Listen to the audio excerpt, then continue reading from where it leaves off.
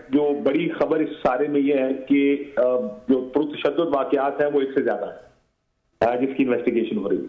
तो एक तो हम 9 मई का जानते हैं, उसके बारे में तो जाहिर है ये इल्जाम पहले से लगाया जा रहा था कि वो इसका हिस्सा है, लेकिन 9 मई के अलावा कौन सी ऐसी चीजें जिसको इन्वेस्टिगेट किया जा रहा है, ये दूसरा बड़ा सवाल है। क्या अब जो पुरतशद्दुद वाकयात ज़हन में आते हैं उसमें मुझे तो इमरान खान साहब पर जो गोली चली वो एक ज़हन में आती है जब उनको गोलियां लगी वजीराबाद में। क्या उसकी बात हो रही है या कोई ऐसे वाकयात बताए जा रहे हैं जो जिसमें एक्चुअली कोई तशद्दुद हुआ नहीं लेकिन होना था? अब क्या उन वाकयात का जिक्र है? तो ये बड़ा इंटरेस्टिंग होगा कि जब तफसील मजीद जाएगी, लेकिन वो तफसील भी तो इसी तरह दी जाती है। लेकिन एक याद रखिएगा, इसमें जो उसके अगला नुक्ता है जिसमें सियासी जो अवामिल है या जो सियासी पॉलिटिकल पार्टीज हैं उनका इसके ऊपर रोल जी, वो ही सेड शी सेड से शायद इतना काम ना चले। देखिए, जो मकबूल सियासी जमातें होती हैं उनको आप सजाएं तो दे सकते हैं, लेकिन सजाएं ऐसी होनी चाहिए और केसेस ऐसे होने चाहिए जिसको देखकर बियॉन्ड रीजनेबल डाउट लोगों को यकीन हो कि हाँ इस वजह से सजा दी जाएगी, और बात भी नजर भी आ रहा है कि ये ठीक है। ये ना हो कि ये कहा जाए कि वो जो होता है ना कि इल्जाम भी है और इल्जाम उन्होंने कह दिया सो इस वजह से ये इस तरह होगा, शायद इस तरह नाकाफी होगा। मेरा ख्याल है आई एम अस्यूमिंग कि ज्यादा एविडेंस होगा, ऐसा एविडेंस जिसको कोई क्वेश्चन ना कर सके, जिसको इनकॉन्ट्रोवर्टिबल एविडेंस। अब देखते हैं एविडेंस क्या सामने आता है, केस कैसे चलता है। तो ये अगली फेज बड़ी इंटरेस्टिंग होगी कि तरीके साहब और इमरान खान साहब को कैसे मिलिट्री कोर्ट्स में लेके जाते।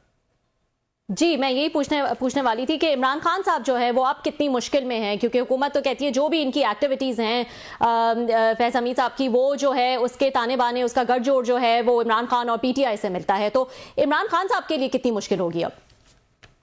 देखिए, इमरान खान साहब ऑलरेडी जेल में, और कितना अंदर जाएंगे? मैं एक ही जेल में ही अंदर ज्यादा सजा ही दे सकते हैं। ऑलरेडी 14 साल या 10 साल या जितने भी केसेस में उनको सजाएं हो रही हैं, इसी तरह की एक सजा और हो जाएगी। तो उनको अगर आप ये कहें कि उनकी मुश्किल बढ़ जाएगी, जेल में है, जेल में रहे, सो मुश्किलात अपनी जगह जो तरीके इंसाफ की हैं वो ज्यादा बढ़ जाएंगी, क्योंकि अगर वो मिलिट्री कोर्ट में ट्राई होते हैं जी, और अगर वो मिलिट्री उस तरफ चला जाता है मामला, तो प्रेशर तरीके इंसाफ पर इसका ज्यादा पड़ेगा, मजीद लोग भी इस इन्वेस्टिगेशन में सामने आएंगे। सो इमरान खान साहब की मुश्किलात तो बढ़ने से ये है कि ये जरूर है कि जो इन कोर्ट्स में मामलात हैं वो बहुत ज्यादा डॉजी तरीके से सुनाई दी गई। आपने देखा 12 बजे रात को कोर्ट्स और ना फर्द जुर्म आयद की गई और किस तरह इन केसेस का फैसला किया गया। इस केस में जरा थोड़ा सा मुख्तलिफ भी होगा कि ये मिलिट्री कोर्ट, अब देखते हैं कि एक्सेस कैसे देंगे, क्या मीडिया को कवर करने की इजाजत होगी, क्या लोग वहां जाके केस सुन पाएंगे, रिपोर्ट हो सकेगा, ट्रांसपेरेंसी इसमें कितनी होगी, जो इल्जाम लगा है उसके लिए एविडेंसेस क्या दिए जाते हैं। आई थिंक ये भी बड़ा इंटरेस्टिंग एक ये शुरू होगा जो फेज है तरीके इंसाफ का, क्योंकि एविडेंस देखे end of the day evidence देना पड़ेगा दिस वे और दैट वे। अगर इमरान खान साहब के खिलाफ है तो एविडेंस देना पड़ेगा, तो देखना ये कि एविडेंस कितना आता है। I think Tehreek-e Insaf should look forward to it, because वो जुडिशियल कमीशन तो नहीं बात सकता, लेकिन एविडेंस जो प्रेजेंट होगा वो ये इस बात का फैसला जरूर करेगा, ये बात जरूर डिटरमिन करेगा कि वो जो क्लेम्स हैं तरीके इंसाफ के, वो कहेंगे देखें जी हमारे खिलाफ एविडेंस ही नहीं, अगर एविडेंस पेश ना किया गया तो, या सर्कमस्टेंशियल एविडेंस हुआ तो let's see what kind of evidence comes through. लेकिन ये जरूर है कि ये डेवलपमेंट बहुत सीरियस है तरीके इंसाफ के लिए अगर उसको देखा जाए तो। और इसमें मैं आपसे ये भी पूछना चाहूंगी कि क्योंकि इसका एक गठजोड़ जो है वो तहरीक इंसाफ से और इमरान खान से जोड़ा जाता है, और अब इस केस में जो है वो पेशरफ देखी जा रही है, तो इसका मतलब रियासत की जो एक सख्त पॉलिसी है टुवर्ड्स खान साहब या टुवर्ड्स पीटीआई, उसमें कोई तब्दीली नजर नहीं आई है। नहीं जी, पिछले काफी महीने से उसमें बिल्कुल तब्दीली नहीं है। बहुत क्लैरिटी के साथ रियासत अपनी पॉलिसी पर अमल कर रहा है, एंड दैट्स नॉन नेगोशिएबल। कोई नेगोशिएशन इमरान खान साहब के साथ नहीं होंगी, कोई बातचीत नहीं होगी, उनके लिए कोई सॉफ्ट कॉर्नर नहीं है, उनके लिए कोई, आप देखा, मैं अक्सर मिसाल देता हूँ अपने प्रोग्राम्स पे कि नवाज शरीफ साहब 1999 का वाकया, जब उनको गिरफ्तार किया गया, खू हो गया पाकिस्तान, एक साल बाद पाकिस्तान से बाहर चले गए। 2017 में उनको सजा हुई, 2018 एक साल, सवा साल, 1.5 साल के बाद पाकिस्तान से बाहर चले गए।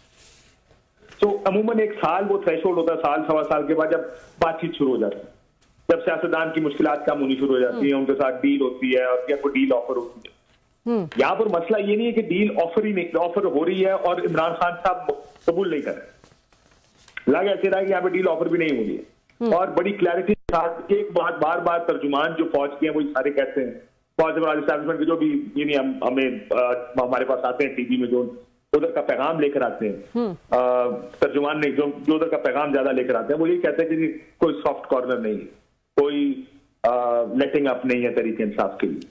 तो ये जो बिल्कुल ही जीरो टॉलरेंस या जीरो टॉलरेंस तो ना नहीं कहूंगा इसको, लेकिन जो बिल्कुल ही पॉलिसी है कि बात भी नहीं करनी जी। ये अमूमन सियासत में या मुल्क चलाने में अगर कामयाब हो गए तो हो सकता है वो इमरान खान को अगले 10 साल भी जेल में रखे और ये मुल्क ऐसे ही चले, लेकिन अमूमन ये चला नहीं करती। You need to give space for political parties, खासकर मकबूल सियासी जमातों को स्पेस देनी पड़ती है, जो ड्यू स्पेस होती है उनकी। आप ये पाकिस्तान में होता तो है, केस बनते हैं, उन पर सजाएं हो जाती हैं, सजाएं जैसी तैसी भी हो। देखिए सारी केसों में अगर उनकी जमानत भी हो गई तो न्यू टाउन थाने की किसी केस में गिरफ्तारियां ना दी। ये पाकिस्तान में होता अनफॉर्चुनेट है, बड़ी अनफॉर्चुनेट बात है कि पाकिस्तान में होता है। हम इसको नॉर्मल कह रहे हैं कि होता नहीं होना चाहिए, लेकिन होता है जिसमें किसी भी केस में आपको अंदर डाल देंगे। हो सकता है वो 10 साल आपको इन केसेस में अंदर डाल करें, लेकिन ये होना नहीं चाहिए। Democracy do not work like, they work according to some sort of rule of law, कोई कानून के तहत काम होता है। हमारे यहाँ पे बस ताकत का एक निजाम है, वो ताकत का निजाम जब तक ताकत वो डंडा फिरेगा तो फिरता रहेगा। हाँ, लेकिन आपको नहीं लगता काशिफ के ये मुज़ाकरात का ऑप्शन जो है वो इतने टाइम से था खान साहब के पास, अब जाके जो है ऐसा लगता है कि उसमें कुछ सीरियसनेस नजर आई है कि उन्होंने 5 रुकनी कमेटी जो है वो भी बना दी है, लेकिन अब जब वो सीरियस हुए हैं तो आगे से कोई रिस्पांस जो है वो नहीं आ रहा है। सो थोड़ा सा लेट हो गए हैं वो ये सोचने में कि एक मुज़ाकराती कमेटी बनाई जाए और एक सीरियस टर्म्स पे जो है वो मुज़ाकरात के लिए तैयार हैं। बल्कि उमर अयूब साहब ने तो कह दिया कि इंसान हो या फरिश्ते हों तो हम मुज़ाकरात करने को तैयार हैं, तो ये फ्लेक्सिबिलिटी पहले भी दिखाई जा सकती थी। देखिए, इन्होंने बारहा तहरीक इंसाफ की जानिब से इमरान खान साहब जेल से ये कहते रहे कि हम इस्टेब्लिशमेंट से बात, इस्टेब्लिशमेंट बार बार आके प्रेस कॉन्फ्रेंस में कहती रही कि हम इनके साथ बात नहीं करेंगे, अगर बात करनी है तो सियासतदानों से करें।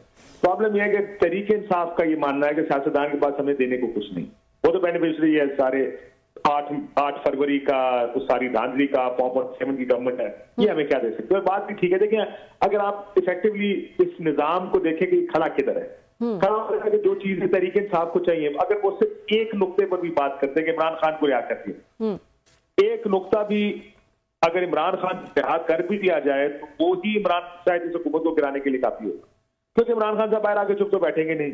उनकी क्राउड पुल क्या है, वो मकबूल एक लीडर है, ये हम सब जानते हैं। उन्होंने और उनके 8 फरवरी का इलेक्शन ही उठा के देख लें, उससे पहले कि उनकी पॉलिटिकल एक्टिविटी जो जलसे जुलूस है वो उठा के देख लें, तो मकबूल तो वो बहुत है। आज फवाद चौधरी साहब ये कह रहे थे कि मौलाना फजल रहमान साहब ने ये बात राना सनाउल्ला साहब को कही कि आप इमरान खान को के साथ बातचीत करें, उसको रिहा करें। मैंने कहा उसको रिहा करने का मतलब है हुकूमत हमारी गिर जाए और फिर इलेक्शन हो, इमरान खान 2 तिहाई से ज्यादा से हुकूमत में आए और हम सारे जेल में बैठे। ये है वो खौफ तरीका इस हुकूमत का, जिस वजह से हुकूमत कोई भी किसी किस्म के बातचीत या मुज़ाकरात करना नहीं चाहती। इमरान खान की मकबूलियत जो सबसे बड़ा एडवांटेज है उनका, वही उसका सबसे बड़ा डिसएडवांटेज है कि इतनी मकबूलियत है जिसका खौफ सबको है, इसकी वजह से कोई ये चांस नहीं लेना चाहता कि उनके साथ बातचीत हो और वो किसी तरह जेल से बाहर आ जाए, क्योंकि उनका जेल से बाहर आना it will disturb the Apple cart. तो इसलिए ये निजाम इस तरह उस वक्त तक चल सकता है जब तक इमरान खान जेल में हो। सजा या नौ सजा वो देखें, वो एक अलग बहस है कि वो जेल में कैसा रखा जाए, उनको जबरदस्ती भी जेल में रखा जा सकता है, पाकिस्तान में तो सब होता है। लेकिन ये निजाम सिर्फ उस सूरत में चलेगा जो एक डिस्पेंसेशन बनाई गई 8 फरवरी के बाद, जब इमरान खान जेल में होंगे। और मेरा ख्याल है इसी वजह से उनके साथ कोई बात, इमरान खान से बात करना भी चाहे, लेकिन सियासतदान क्या बात करेगा, क्या दे सकती है तहरीक इंसाफ को हुकूमत या इवन एस्टैब्लिशमेंट। तो इमरान खान एस्टैब्लिशमेंट से पहले भी बात करना चाहते थे। The only thing that has changed now is कि अब ये कह दिया है उन्होंने कि वो सियासतदानों से भी बात करने को तैयार है। ठीक है, मुझे ये तो ठीक है, ये बताएगा, लेकिन उसके साथ साथ वो सिविल नाफरमानी की तहरीक भी लाना चाहते हैं। इससे पहले 24 नवंबर का जो एहतजाज हुआ वो भी हम सबके सामने था।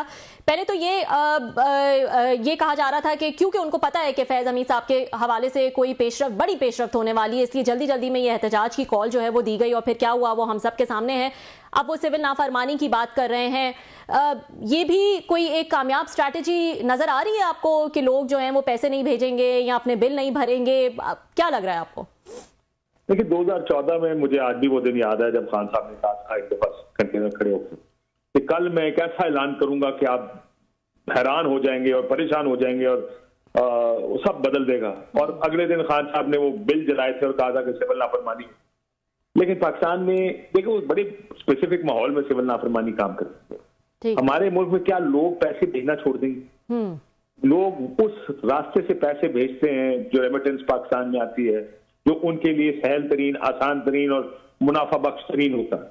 जो उनको सबसे अच्छा एक्सचेंज रेट मिलता है वो वहीं से आएंगे। अगर उनको बैंकिंग चैनल से मिल रहा है तो वहीं से आया करेगा पैसा।